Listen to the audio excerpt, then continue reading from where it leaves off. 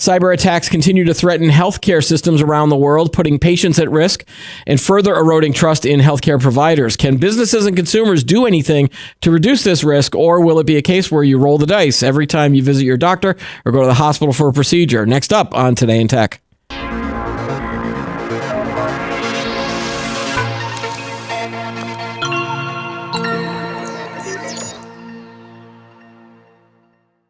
Hi, everyone. Welcome to Today in Tech. I'm Keith Shaw. Joining me on the show today is Wes Wright. He is the Chief Healthcare Officer for Order.net, and he's also a veteran Chief Technology Officer and CIO at a bunch of different healthcare organizations. Welcome to the show, Wes.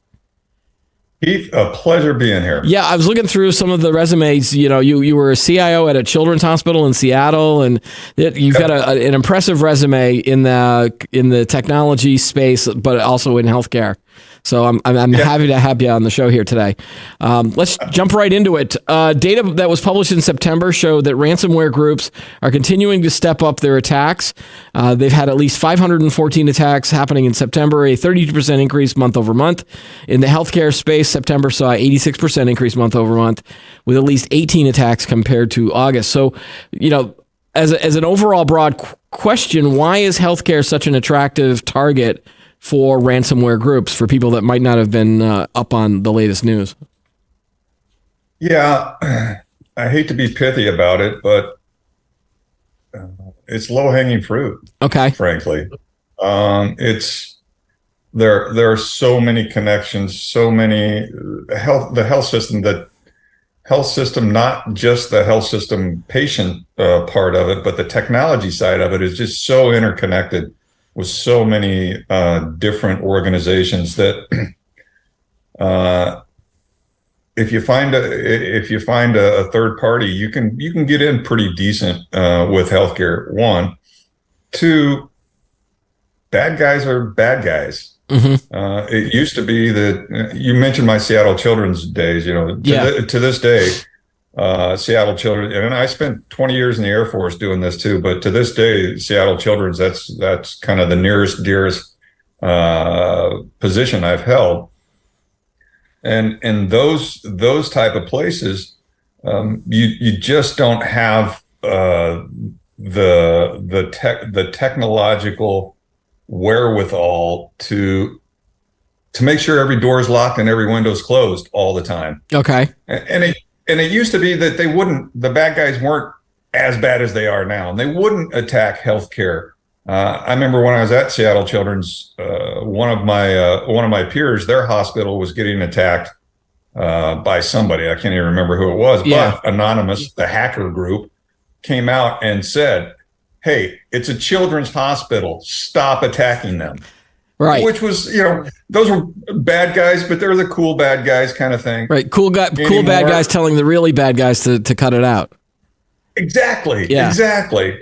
But now it's a business. You know, my buddy of mine that I've come up with in healthcare, a guy named Drexta Ford, he's works at CrowdStrike now, and he'll tell you, this ransomware stuff, it's a business. They have CEOs, they have CFOs, they have boards. Yeah. I don't know if they have boards, but they've got revenue targets and that kind of stuff, just like a regular business. And if you found that you can go sell to these guys and they buy it really easily, you're going to keep selling to those guys. And that's what's happening with healthcare, is not just from a technological perspective, but from a social engineering perspective. It's not as hard to get into healthcare as some other places. These are clinicians. They're not IT people. Yeah.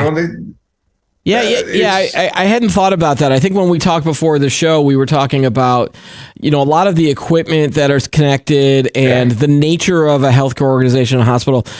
You need critical systems to be up constantly or all the time. And that is one of the reasons, I think, why it lends a sense of urgency to the organization when they get hit to start negotiating. on that front. And I guess that leads me into my next question. Do we see that healthcare organizations are more likely to resort to paying these ransoms than other companies that we've might have seen? That if I was a bank, or if I was a different organization in a different industry and I was attacked, you might have it's less critical, some of these systems that can go down for a while. Is that why you're seeing a lot of the hospitals pay the ransoms? Like healthcare, these do we pay a ransom or do we not pay it? Well, actually, FBI said not to. I think at one point, yeah. But that, much like all healthcare, that's a local decision, really. It's hard to paint the whole industry with do they pay, do they not pay brush, but it's a tough decision to make. As you said, and we've seen many instances over the last year where they've absolutely taken down they have impacted the ability for a health system to provide patient care. Mm-hmm. And so you have to weigh that with just the visceral, I don't want to pay. It's not the right thing to do kind of feeling that you have to overcome. And oftentimes that because of the nature of the folks that work in healthcare, that decision does say, okay, well, our first priority is patient care. Let's swallow our pride and go ahead and pay these folks out. What that starts, though, is this vicious cycle of, hey, these guys paid me out one time, I'll leave them alone for a year, and then I'll come back to them again next year. It's kind of like ARR for these companies back to the annual recurring revenue. Like, it is a business. Well, so I did an episode where we were talking with a guy about the MGM Resorts attack, the big casino chain and entertainment chain. And there was a feeling that, well, maybe these guys are finally going after people that maybe I wouldn't feel as bad as a regular consumer, because it's like, well, the house always wins, right? Like that was that whole, they've got so much money, they don't know what to do with it. And then, there's a feeling that sometimes the house is not a great, they're not great people or great organizations.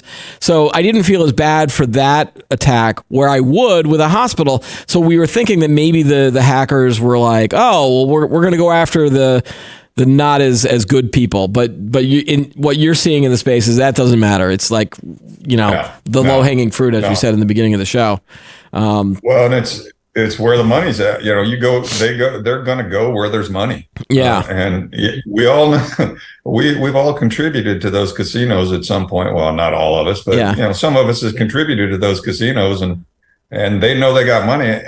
And I find was it MGM that didn't pay and Caesars did pay? Yeah, Caesars did. Yeah, Caesars did pay, and MGM did not, and MGM suffered the results of that not paying. Yeah. Yeah, that's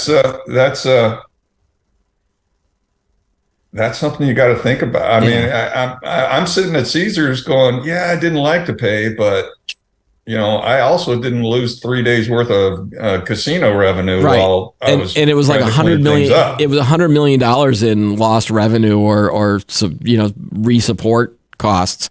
And again, healthcare organizations, they have to think about the same thing. Like, how. I think you said there was a company. Was it in West Virginia, and that they're still recovering from this, and just the dollar amounts to try to get their systems back up and secure it is astronomical. It feels like. Yeah, but that that doesn't come into the thought process, and not-for-profit healthcare. That revenue piece doesn't really come into the conversation or the thought process as much as you would think. Almost zero, really. Okay. The real thought process in those health systems is do I swallow my pride, integrity, and now violate the law? And pay these people off so that I can continue to provide care to the patients. Right. That's the decision that these not-for-profits are all the health systems, for-profit or not-for-profit. That's the decision point that they're making. The revenue and the loss of revenue and the recovery time. That's.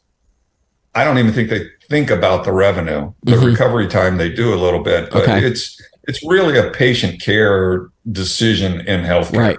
So when I was thinking about, this issue and when we did our pre-call where we were talking about this issue, I kept going from the side of the consumer.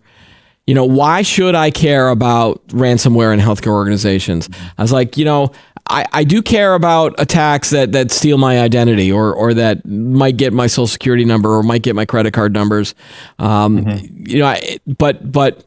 if a hospital gets attacked, if I'm not in the hospital, I guess, like how do you get more consumers to understand the threat and why it's important to them, in the overall scheme of things? Yeah, I mean, it's two-pronged important, Keith. One is that patient care aspect. I mean, well documented, Scripps down in San Diego was down for a month from an electronic digital health perspective. Now, they still saw patients, but they didn't see the patients at the efficiency they could have.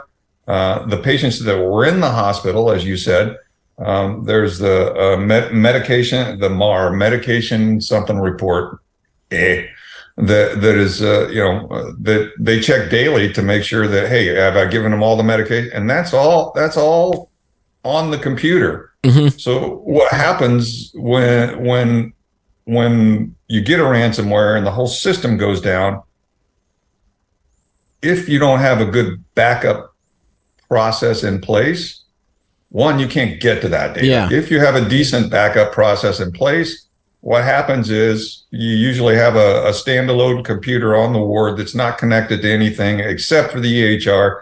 They get daily dumps of these reports. Again, daily dumps of these reports. Yeah. So if you're doing a med reconciliation or something, you're working off a piece of paper maybe that is perhaps a day old. And that is really that's really where a consumer needs to be concerned is, okay, this really affects your health care, the care of you as a patient. Are the hackers, when a hacker goes in or organization or whatever you want to call it, I'm just going to use hacker as the generic term. When they attack a system, are they interested in getting patient data or are they interested in getting control of the network? Are they looking to just connect to a device that then they can threaten to shut it down? So I suppose like if you had a bunch of equipment, life support systems, for example, in the ICU, are they interested in that part of the equation, or are they just looking to grab data and then hold the data, hostage as part of this ransomware thing? Yeah, I mean, it's we've got the hackers and then the ransomware folks. The ransomware folks, exactly what it sounds. They just want to grab the data, okay, bring you to your knees, so that not grab the data. They just want to lock up your system to where you can't operate. Okay, bring you to your knees, force you to pay their Bitcoin fee. So it's almost like people that would like go to a physical building and slap a bunch of padlocks on it and said, "We'll give you the key if you give me the money." You can't get it. Yeah, we'll give you the key. We'll give you the keys if you give us some money. Okay. Here's exactly like that. Okay. The hackers, on the other hand, I kind of separate them that way in my mind. You got the ransomware folks, pretty clean. It's a business process. Okay. Boom, boom, boom, kind of thing. The hackers, there's criminal gangs that hack. There's nation state hackers. Those are the ones that concern me, especially. Let's go back to Seattle Children's. As the name would imply, most of our patients are pediatric, being under 18. Mm-hmm. Vast majority of them are, from 1 to 15 or 16. If a hacker came in and all their data, we've got their social security number, we've got everything on them in these EHR systems. We've got all the data that a credit card company would have. Okay. So they come in and steal all this data of a 2 or 3 year old out of a children's hospital system. And they've got probably a 10-year runway that they can use, a 10 or 15-year runway that they can use that data with nobody really caring or knowing about it, because these are kids. Right. They're not going to apply for a loan anytime soon and find out that somebody's been using their identity. So that was a super huge concern for me, and should be a concern for the consumers from a hacker perspective. And I think, so that we don't get too much Chicken Little around this. When you hear my health system got hacked, that should kind of make the hairs on the back of your neck stand up a little bit, because that's where they might steal your data and manipulate and so on and so forth. My health system got a ransomware attack. Okay, well, keep the hairs on the back of your neck down. Okay. That is a business thing. They're not stealing, by and large. Right. They're not stealing data. They're just locking the padlocks on the doors. And once they get the padlocks off, then they'll go back. So I don't really, as much as if I hear hacker, I worry about my data. If I hear ransomware, I worry about my access to healthcare. But some of those groups are connected. They do both, right? Yes. Yeah. Okay. Yes. Because when I was doing research on this discussion and the topic as well, I did find another reason why I might be concerned as a patient, because there were a couple of stories where some plastic surgeons in California, Beverly Hills area, suffered some ransomware attacks, and what the hackers did was they grabbed data that included images of patients, and they were nude images or naked images, because they were doing prep work for whatever plastic surgery. And I think one of the doctors refused to pay the ransom, so the hackers started leaking some of these photos, and that would be concern if I was going in for that procedure, or I didn't realize that imagery and potential video is available for doctors for the healthcare purposes, and those things are the ones that's part of the data that gets stolen. So, I think people might forget about that aspect of what data is being stored. I don't understand why the doctor didn't pay on that one, because if I had a bunch of photos, whether they were famous or not, I mean, it's still very embarrassing for patients. Yeah, I think it's just this inbred thing, this internal. Yeah, use a different word there. Yeah, I'm choosing a different word. Yeah. This internal, just to think about it kind of roils your gut a little bit. Man, it's like blackmail. It is blackmail. I mean, that's what ransomware is blackmail. And we just, as Americans, we have we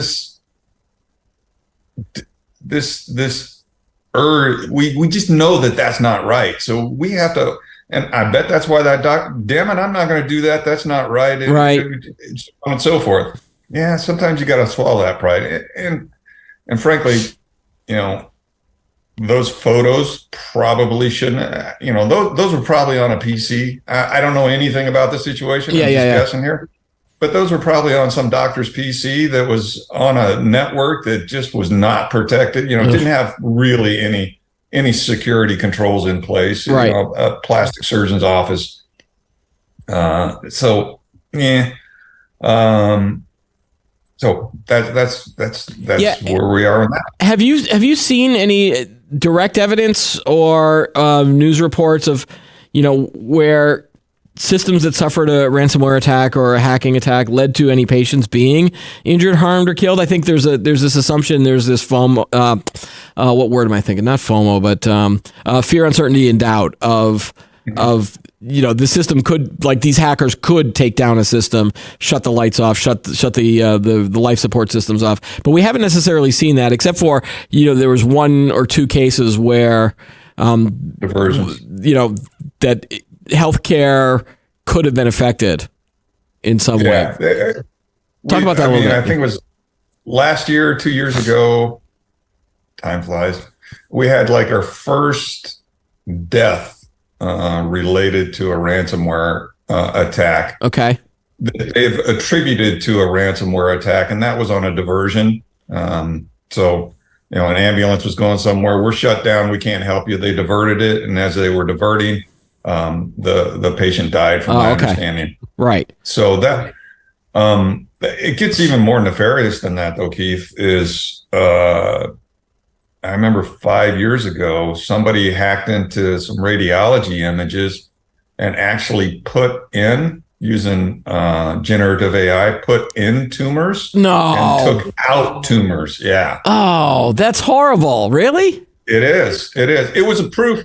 It was a proof of concept. If I remember right, it was a proof that I could do it, and you have to pay attention to this. I don't think it was a nefarious thing. I think it was just somebody going, trying to go in there and go, look, this is what can be done. So you have to protect this stuff. Oh, wow. Kind of like when people find vulnerabilities and bugs, then they inform the company that, we've spotted this before the hackers did. You better make sure you fix it type of thing. Yeah. It was one of those kind of things, just to give. We're humans, so we kind of can get lackadaisical about security, not just network security. I mean, how often have you left your car unlocked or your window open at your house or something like that? And we just get not lazy, just it's not in the forefront of our mind.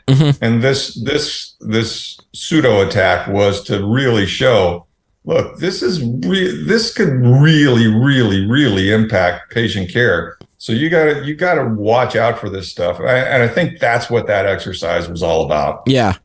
And there's another aspect that we talked about before the show as well that I didn't realize, that I think that our audience would be fascinated by this, is that, the staff that is now at a lot of the hospitals and healthcare systems, you tend to think that healthcare the hospitals and your doctors, they're generally younger than probably at least what I am now. And, so they're younger and they've grown up with technology.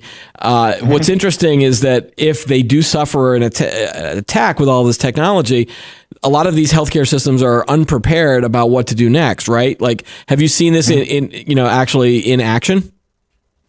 Oh yeah. Yeah. I mean, and not from a hacker perspective either. I mean, things have gotten better, but back in the day, there would be periodic EHR outages. Just, I had a microservice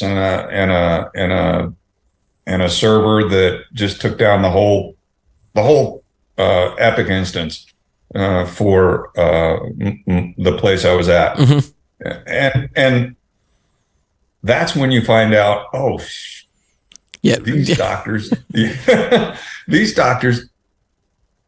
don't even know how to write a prescription on a prescription pad, one. Yeah. But two, nobody can find a prescription pad because we haven't used one for so long. That's a great point. Yeah. Everybody's looking in drawers and stuff like, where's our prescription pad? How do we do? So health systems practice this though, because systems go down. Yeah. Health systems practice it. Ironically, if there were to be an outage or a ransomware attack or something, you want it to happen. If you're in the hospital, you want it to happen on the night shift, because it's always the night shift where we do our downtime exercises.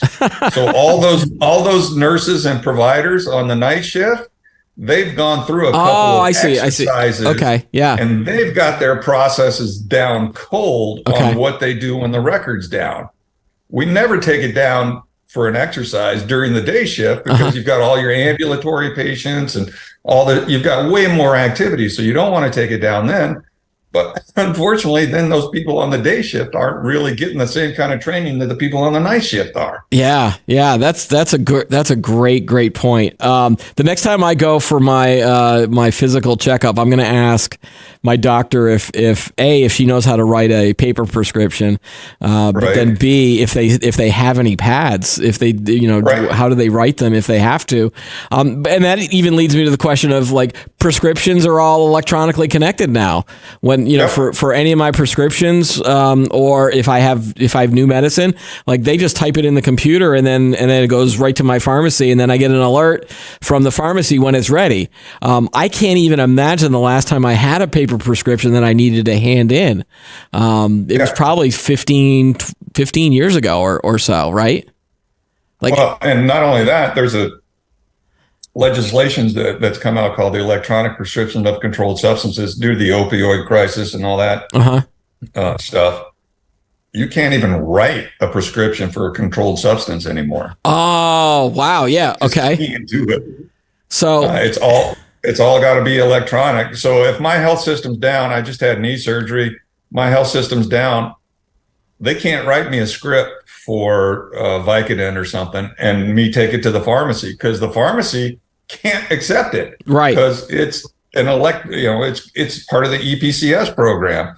So we're digitally dependent, Keith, very digitally dependent. Well, okay, so that leads me to the next question, where we were talking about this issue of connectivity. And one of the other features that we talk about on this show and in Computer World and other sites is the fact that a lot of healthcare systems are behind in connecting all of these devices. A lot of systems are still not connected either. I think a lot of the EHR stuff is a lot better, but there are devices in other parts of the network that are not connected. Could that be an unintended benefit from if you're not all connected? At least then those systems won't be affected by an attack. But I guess it's all depending on where they're going for the data. The ugly truth, and again, I haven't been in the field in about 5 years. So this is I've talked to peers and stuff, but most health systems behind the firewall run a pretty flat network, and by that I mean there's not a whole lot of division between, like, ultimately what you want to do is segment off different type of devices, and that's create a bubble around those devices. Say like insulin pumps. You've got insulin pumps throughout your health system on every floor and that kind of thing. Yeah. But those insulin pumps should only talk to the server to get their information to.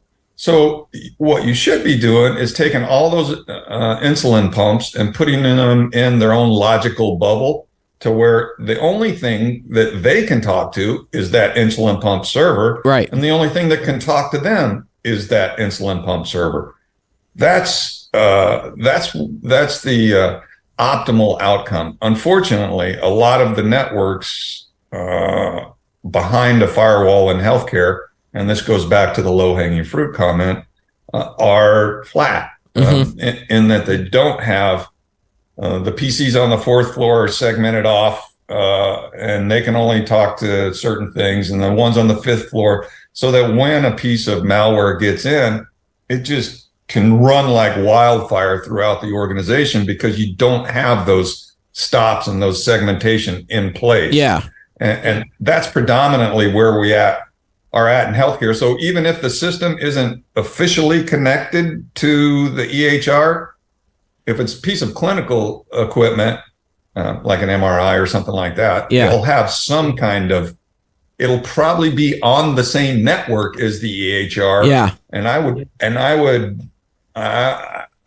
bet I'd have more than 50-50 chance that is connected to the same network, not segmented, as those PCs, as the EHR. So you can see how the disconnectedness, it could be if they weren't all on the same network. Right. If the radiology had their own network segment, and actually that's a bad one to use, because usually you do, because radiology just uses up so much bandwidth. You want to keep them on a different segment. Yeah.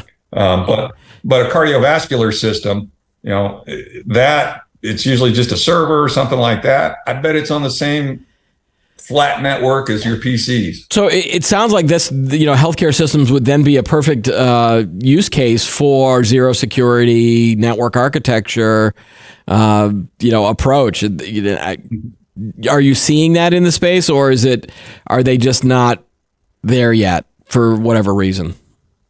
We're starting to see that take up. It's the micro segment. We call it micro segmentation and micro segmentation, and that's actually what Order does. But we're seeing that take off. For the longest time, folks have tried to stand up what's called ICE, Identity Services Engine. It's a Cisco product. It is so hard to do. Yeah. Because you have to. I mean, every port you plug this, this system. Okay, what does this piece of equipment have to talk to? And you have to go through the whole, you look at Art Cache, you look at your networks. Okay, what has this been talking to? Yeah. So it's been really hard to do. So I don't blame folks for that, but recent tools will help you do that. And we're starting to see people adopt, go, okay, now I can do this without having to hire somebody, hire a VAR to come in and deploy 40 people into my organization to get this done. Yeah. I can actually do it myself. Yeah. So technology is helping us get there. The problem is it's all about resource though right now. Okay. I mean, these poor health IT folks, the old, and you're probably not even old enough for this, Keith, but the old Johnny Carson spin the plates and keep all these plates on the stick going. Yeah. That's what the health IT folks are doing right now. So you come to them and you go, by the way, I know you're doing everything you can to keep these older systems, and there are some old legacy systems in healthcare. You're doing all you can to keep those up and running. While you're doing that, can you implement this tool and go ahead and do microsegmentation as well? Yes. Can you just install a brand new architecture that will secure everything? Exactly. I mean, these guys are heroes, and gals are heroes, and they just keep their reward for doing well is more work, man. That's what it is. Yeah. Well, so I mean, that leads me into another question where you talked about insulin pumps and things like that. I would imagine that the purchasing of these equipments, or the makers and the manufacturers of these things, on the list of priorities for the features, security is probably, even if it's on the list, right, would be low on the list if it's even there to begin with. And then the people that are interested in buying it are probably not thinking about the network security. They just want to know, hey, is this insulin pump going to work? And what features can I have to keep my patients alive? Because they're not thinking about this, or do you feel like the manufacturers are getting better about securing a lot of these external devices? Yeah, 2-3 years ago, Keith, I would have been fully on board with what you just said on both sides of that equation. But they have done. The government has stepped in. The biomedical equipment manufacturers have taken up the yoke. They've got software bill of materials that come with the medical device, so you can see what the software stack looks like. Yeah. They've gotten mandates to keep up with vulnerability patching and so on and so forth. So compared to 3 years ago, we've huge steps. I just read today there's 2 new standards out, one with Amy and I forget who the other one is, that says this is how you should run your biomedical equipment vulnerability program and so on and so forth. So we're making progress. Now, on the other side of that equation, if we're buying insulin pumps,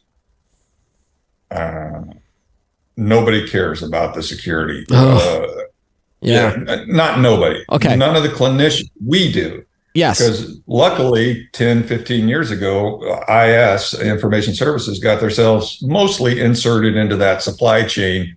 So whenever they buy something that connects to the network, they'll bring IS in. Right. Okay. By and large, what happens is, okay, clinician, you select the one that's going to help you care for the patient the best. Okay. Price and everything else notwithstanding. You select the one that's going to help you care for the patient best. Then supply chain will take it from a price perspective and go, oh man, these guys are 80% more than these guys. Is this, and they'll go back to the clinicians and say, is this really worth it? And they'll go, oh yeah, it is. Or no, we can go with the second one if we're going to save $80 million or something like that. Okay. And then secondarily to that, we take a look at that SBOM, that software bill of materials, and see, okay, is there any security vulnerabilities here? Any known vulnerabilities? Can we patch this? How are we going to maintain this from a security perspective? Okay. And by and large, we will make it work because IS is also there to support patient care, not get in the way of patient care, but at the same time protect that. Right. I've always said, cybersecurity is patient safety, so that's part of the deal too. But we generally will make something work, even if this is the best doohickey that treats this disease in the whole world, and it could be full of holes and all kinds of vulnerabilities. And we will make it work. We'll microsegment that sucker and put all kinds of monitoring, and because we don't want to get in the way of patient care. Right. Okay. So you answered most of my next question. And again, when I did my introduction, I said, are we going to have to roll the dice every time we visit the doctor because of all of these different attacks? So I want to ask you if, what steps are the healthcare systems taking to lessen their risk? And, what obstacles are they still facing? I think you did answer the first part of the question where you said, regulations and people are being more aware of it, and they are taking the steps to get this thing happen. But what are some of the hurdles that remain? And do you remain optimistic about the future, or are we just headed down that you have to roll the dice? I think we can keep the dice in our pocket. Okay, good. So that's good. Optimistic, yeah, because I know a bunch of folks in the field still, and they're good people wanting to do the right thing. Yeah, almost needing to do the right thing, not just wanting to, but you can see the anguish. They don't want to go to the Capitol Committee and have to compete against a CT or MRI system because I want to put this security system in. I mean, but they will because they know that the need is there. Mm-hmm. So I'm optimistic because it seems, from all I can tell, that everybody's heart and focus is in the right place. Okay. But then you get the resource. Yeah. And again, it's every industry is facing this. It's not just healthcare. It's every big computer system network, et cetera, industry is facing the same thing. I was going to say, would it help if I just went the next time I went to my doctor's office or hospital, if I just gave a hug to the IT person? Because how can we get, you mentioned the whole plate spinning thing, and in that analogy, like, is there anything that we can do to help ease that pressure that they're under? As a consumer, not really. Okay. Just give them a high five or a hug, or bring a donut in for them. Yeah. If you can find them, right. The good ones are usually, in some dark room that, I slide a pizza under the door every now and then, and they just go at it. But it's like you said, every industry is suffering under this. Yeah. But healthcare, it's a designated critical industry by the U.S. government. Yeah.